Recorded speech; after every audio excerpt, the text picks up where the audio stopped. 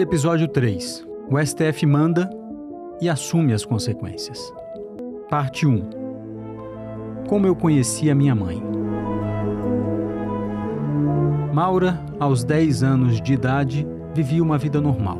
Até o dia em que, escutando o rádio, ela foi pega de surpresa. Estavam falando dela. E não eram só os locutores que falavam dela. Em sonoras diretas de Brasília, ministros do Supremo falavam o seu nome e o nome da sua mãe, a Cláudia. 10 anos depois, o Supremo finalmente julgava o caso de Cláudia e de Maura. E a notícia era essa: Cláudia havia perdido a sua causa. O STF decidia que ela e nenhuma mãe adotante tinham direito à licença maternidade. Foi assim, anunciado por um locutor de rádio, que Maura descobriu que Cláudia não era sua mãe biológica. Pois é.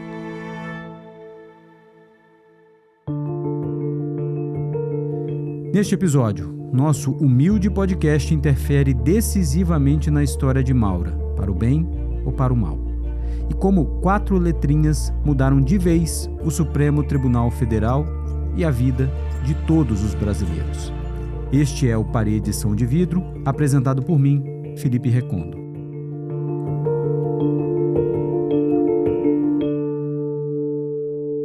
Cláudia não se importava com o resultado do julgamento.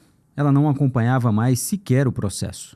Aquele não era mais um assunto importante na sua vida. Era apenas algo que tinha ficado no passado. Mas agora, contra a sua vontade, o assunto ressurgia. A Maura, enfim, sabia da verdade. Tudo o que Cláudia queria era deixar aquilo para trás. Depois do resultado do julgamento, então, a Cláudia submergiu. Ela não queria mais contato com nada ou ninguém relacionado àquela história. Fim da história? Não, nada disso. Depois que o Supremo negou a Maura e a sua mãe o direito da licença maternidade, algumas organizações denunciaram o Brasil a uma comissão de direitos humanos que faz parte da Organização dos Estados Americanos. O argumento era de que o Brasil, por essa decisão do Supremo, violou o direito às garantias judiciais, da proteção à família, dos direitos da criança e da igualdade perante a lei. Por isso, violou a Convenção Americana dos Direitos Humanos, que o Brasil se comprometeu internacionalmente a cumprir. A denúncia, no caso de Maura, foi aceita pela comissão, o que fez com que o Brasil recebesse uma série de recomendações. Dentre elas, capacitar as autoridades do Poder Judiciário brasileiro sobre o princípio de igualdade e não discriminação, a proteção da infância, o enfoque de gênero e os estereótipos discriminatórios contra as mulheres. A derrota no Supremo gerou um efeito colateral positivo, porque a política reagiu. No Congresso Nacional, um projeto de lei de 1996 previa que mães adotantes teriam sim direito à licença maternidade. Mas como esse não era um tema urgente, rumoroso, como não havia apelo social naquele momento, o projeto permaneceu parado. Mas a derrota de Cláudia e de Maura no Supremo fez com que a sociedade passasse a discutir esse tema. E logo depois do julgamento do STF, o Congresso aprovou este projeto e outros tantos que foram apresentados nessa mesma onda de reação. Enfim, o Brasil tinha uma lei para garantir esse direito fundamental das mães adotantes e dos filhos adotivos. Muita coisa mudou de lá para cá. A lei mudou, a sociedade mudou, o preconceito contra a adoção, por mais que ainda exista, diminuiu e o Supremo também mudou. Tudo caminhou bem para que o Brasil desse um passo adiante. Mas há uma recomendação dessas que ainda está pendente. O Brasil deve reparar os danos provocados a Maura e a sua mãe adotiva, com indenização e outras medidas de reparação. Mas os advogados que protocolaram a denúncia contra o Brasil tinham um problema. Eles não conseguiam encontrar a Maura e a sua mãe adotiva. Eu estava muito preocupada que não ia conseguir encontrar. Se a vítima não aparece, esse caso seria encerrado, porque a parte toda de legislação já se adequou, né? Já está adequada. Esta é Rúbia Abes da Cruz, advogada com atuação na área de direitos humanos. Para que houvesse medidas de compensação a Maura e a sua mãe adotiva, era preciso saber se elas queriam levar esse caso adiante. E a Cláudia tinha deliberadamente se afastado desse assunto e ninguém sabia do seu paradeiro. E também não sabiam onde estava a Maura. Se a Rúbia não as encontrasse, o caso seria encerrado, sem que elas, depois de tanto tempo, tivessem direito a alguma compensação pelo sofrimento que tiveram. E, coincidentemente, enquanto os advogados procuravam as duas, nós aqui também as buscávamos às cegas. Então, as minhas primeiras buscas, as primeiríssimas buscas, elas são sobre a mãe. E ali eu realmente não estava encontrando nada. Quando eu comecei a chegar perto mais da filha, aí as coisas começaram a andar de uma maneira um pouco melhor, entendeu? Este é Roberto Maltic, que foi o nosso produtor investigativo nesta temporada do Paredes de Vidro. Pedimos uma ajuda para ele quando nós estávamos procurando a Cláudia e a Maura. E ele nos deu muito mais do que uma ajuda. Na verdade, eu fui rastreando todo mundo que tinha alguma vinculação com o movimento de direitos humanos. Seja na Assembleia, seja em movimentos da sociedade organizada. Mas, assim, os caminhos me levaram muito rapidamente para Santa Maria. Então eu perguntava, vocês conhecem a dona fulana? Sabe se a dona fulana está viva? Já ouvi falar na dona fulana? Não. Aí eu comecei, mas já ouvi falar na filha? Já ouvi falar na Maura? Então logo eu comecei a perceber que era pela filha. Eu cheguei num cara chamado Calu e ele me disse que essa pessoa chamada Maura Tatiane Ferreira Alves não fecha com a amiga dele, com a pessoa que ele conhecia, porque primeiro que eu acho que não é ela, e segundo porque ela não é Maura Tatiane Ferreira Alves, ela é Maura Nascimento. Aí eu falei, realmente, Maura Nascimento. Só que eu olhei para as duas e vi o nome da mãe. E qual é o sobrenome que tem no meio do nome da mãe? Nascimento. E aí foi quando eu mandei mensagem para Maura e disse, oi, tudo bom, pá, não sei o quê. Eu estou te procurando há um bom tempo. Não sei se você sabe, mas o seu nome aparece num relatório da Comissão Interamericana de Direitos Humanos. E ela, sim, eu sei. Mas como é que você chegou a mim? Não, eu cheguei porque eu procurei e tudo mais. E eu queria conversar contigo a respeito desse caso. E inicialmente ela adorou a ideia, ela achou isso incrível, me achou, que legal. E aí eu disse a ela, olha, não sou eu sozinho que estou te procurando.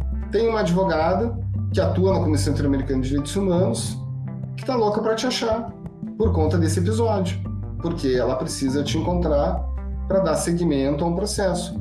Te encontrar e encontrar sua mãe. Aí beleza. Aí eu desligo o telefone, eu ligo para a Rúbia.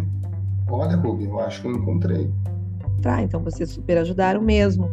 Precisou uns repórteres aí investigativos. Com o celular de Maura numa mão, com o contato da advogada do caso na outra, o Maltic promoveu o encontro que mudou os rumos desse caso. Parte 2. Praça dos Mil Poderes.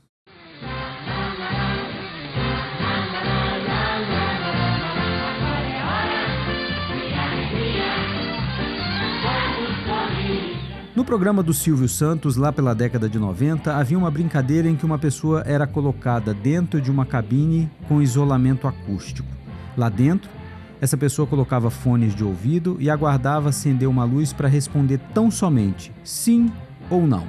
Quando a lâmpada acender, você fala sim ou não, tá? Sim ou não? Tá bom? Tá! No auditório e pela televisão, todo mundo se divertia com aquela loteria sádica.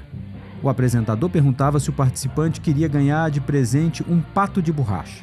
O participante, é claro, não ouvia essa pergunta. Sua resposta era só sim ou não. Ele escolhia na louca, quando a luz acendia. Então, Daniela, você quer ganhar do programa Silvio Santos? Quer ganhar do programa Silvio Santos um espelhinho que não vale nada, Daniela? Sim ou não? Então, você quer ganhar um pato de borracha? Sim! Depois o Silvio Santos perguntava, e agora, você quer trocar este pato de borracha por uma moto? Esse era o auge da brincadeira. um grande prêmio e o coitado lá dentro fazendo papel de otário porque não ouvia a pergunta e só podia responder sim ou não. Você quer trocar o pato de borracha por uma moto? A luz se acendia e dentro da cabine vinha a resposta: não! Nesta mesma época, as perguntas que chegavam ao Supremo geralmente davam aos ministros do tribunal essas mesmas opções: sim, não, pode ou não pode, constitucional ou inconstitucional. Com a diferença, claro, de que os ministros ouviam as perguntas e sabiam o que estavam respondendo. Era um mundo binário.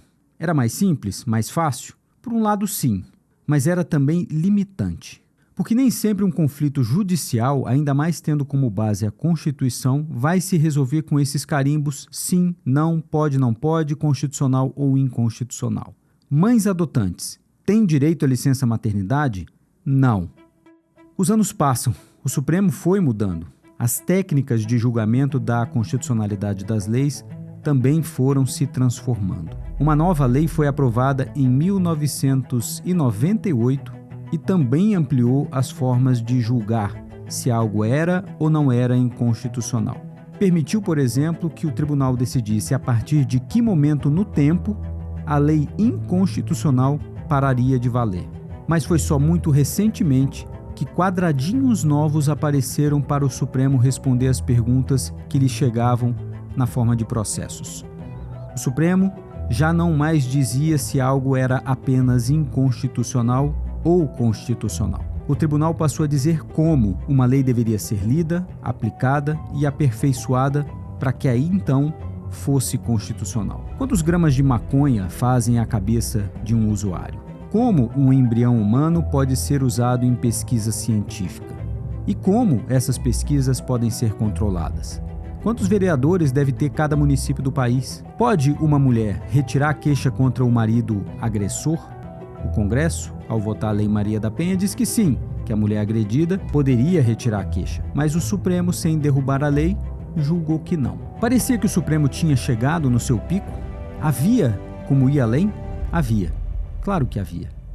Naquele mesmo ano, 1998, o Congresso aprovou uma lei para regular a ADPF, Arguição de Descumprimento de Preceito Fundamental. Quem fez parte da comissão que estudou essa nova lei foram os ministros Luiz Roberto Barroso e Gilmar Mendes, e eles ainda não estavam no Supremo nessa época. No princípio, ela foi mais usada, essa ação, para ultrapassar um obstáculo que o Supremo colocou logo depois de promulgada a Constituição. Nós falamos aqui no episódio 1.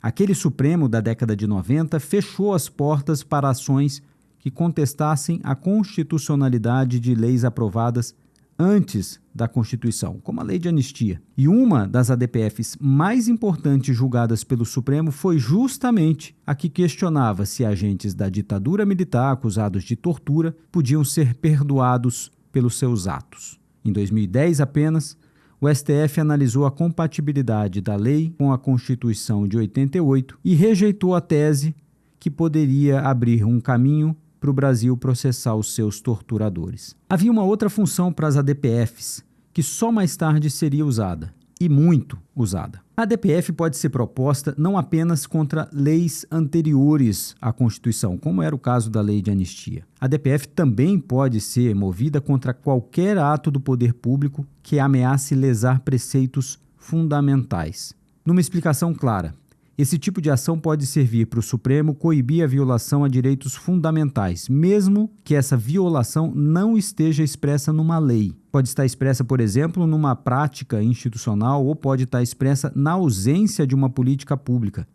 Pode também estar expressa até mesmo em comportamentos reiterados dos agentes públicos. Qualquer coisa que os agentes públicos façam ou deixem de fazer, seja ou não uma lei, pode vir a ser um ato do poder público nesse sentido e pode ser atacado numa ADPF. Tudo muito aberto, muito amplo.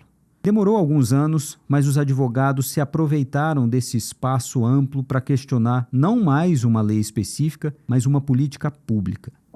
Demorou também, mas finalmente encontraram um Supremo disposto a colocar as mãos também nas políticas públicas do Estado em áreas, diga-se de passagem, importantes e muitas vezes relegadas a segundo plano. Era o tribunal que já não mais se limitava a dizer se pode ou não pode. Nem era mais o tribunal que dizia como pode e até quando pode. Eram ministros que agora diriam: façam assim, façam desse jeito, façam como o Supremo acha que deve ser feito. E mais, apresentem depois os resultados para o STF para nós sabermos se tudo está caminhando como a gente mandou fazer. Como as prefeituras devem cuidar dos moradores de rua? Que políticas públicas devem implementar para cuidar desse grupo? O Supremo Tribunal Federal formou maioria para confirmar a proibição de remoções forçadas de pessoas em situação de rua. Quando e em que circunstâncias a polícia pode fazer operações nas comunidades do Rio de Janeiro? O Supremo Tribunal Federal colocou em pauta nesta semana a ação sobre a atuação da polícia em comunidades do Rio de Janeiro, assunto polêmico. Qual deve ser a política da saúde durante a pandemia da Covid-19? E como deve ser a vacinação? E o Supremo Tribunal Federal julga se a vacinação deve ser obrigatória no Brasil. Além disso, outras 2 decisões que têm relação direta com a Covid foram tomadas hoje por ministros do tribunal. E os presídios brasileiros podem ficar do jeito como estão? O Supremo Tribunal Federal inicia julgamento de plano de melhorias no sistema prisional. A Aline Beckett tem mais informações sobre isso. O Supremo indutor, fiscalizador e formulador de políticas públicas é o retrato do tribunal atual. Não vem que não tem, nós não somos a fonte recursal de todos os problemas, todas as derrotas e todas as frustrações da sociedade brasileira. Porque isso é uma loucura. Esse é o ex-ministro Nelson Jobim. Falemos com franqueza, isso é uma loucura do ponto de vista de uma sociedade, funcionamento de uma sociedade complexa, que o mais alto tribunal do país tenha que decidir do fuzil ao fusível. Não é razoável que seja assim. Alfinete ao foguete, né? É o STF que, por decisões como essa, é acusado de exagero, de se meter em áreas que supostamente não são suas, de interferir em decisões que deveriam ser da atribuição do Executivo ou do Legislativo. Esse é o Supremo que corre o risco de ver fracassarem as políticas que ele manda implementar. Um tribunal que não dispõe das mesmas capacidades dos outros poderes para estudar, planejar, medir e propor políticas públicas, que é acusado por eventuais consequências depois negativas das regras e políticas que ele criou. E por que o Supremo corre esse risco? Para que colocar a instituição e a sua legitimidade nesse campo minado? Os ministros não percebem que, com todos os seus problemas, o Supremo dos anos 90 não corria esses riscos e que isso, de alguma forma, protegia a legitimidade e a imagem do tribunal? Que quem pode fazer tudo pode, então, ser cobrado também por tudo? Então, por que se meter nessa furada? Porque a questão não é tanto qual você acha que tem que ser o resultado do caso. A questão é que você acha se a responsabilidade tem que ser sua ou não. Para começar, o Supremo dos anos 90 era o Supremo que respondia mais a perguntas desse tipo, respondendo não é comigo. É com o Legislativo, é com o Executivo, é com as outras instâncias. Eu acho que tinha essa pegada. E a resposta do Supremo cada vez mais, nos anos seguintes, até hoje, com algumas pequenas inflexões, é comigo, tudo é comigo. Porque o Supremo de agora entende que sua função vai além de coibir violações à Constituição. O STF do nosso tempo julga que seu dever é dar efetividade à Constituição. E para isso, vai fazer o que considerar necessário e está disposto a assumir as consequências. No próximo episódio, as consequências.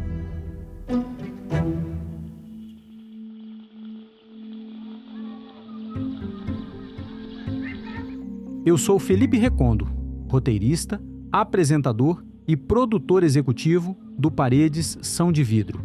Diego Werneck escreveu o roteiro desta 3ª temporada comigo. Eduardo Gomes foi supervisor de roteiro e editor dessa temporada, com assistência de edição de Flávia Frota. Roberto Maltic foi nosso produtor investigativo. Lucas Gomes criou a identidade visual desta temporada. A produção foi da Zarabatana e do Dia Estúdio. Pelo Dia Estúdio, a direção geral é de Léo Cardoso. Direção dos episódios por Rodrigo Martins. Produção técnica da Ana Carolina Ferreira. Operação de áudio, da Janaína Florenço. Operação de teleprompter, Rodney Roberto. E a captação de imagens, da Caroline França Pires. Produção de estúdio contou com a direção da Maria Bolzan, coordenação da Camila Souza de Araújo. A cenografia foi criada e montada pela equipe do Júlio Vida, Pedro Rogato, Mirella Froy, Vicky Rodrigues, Ale Russo e Robson Pereira. A Elva Obeso e Nicole Nascimento fizeram a coordenação de pós-produção. Alan Postal e Diogo Medina produziram os motions. E Rodolfo Pereira foi o responsável pela edição de vídeo. O design das artes utilizadas na edição do podcast foi criado pela equipe coordenada por Bruno Andrade e composta por Joana Dorner e Pedro Padilha.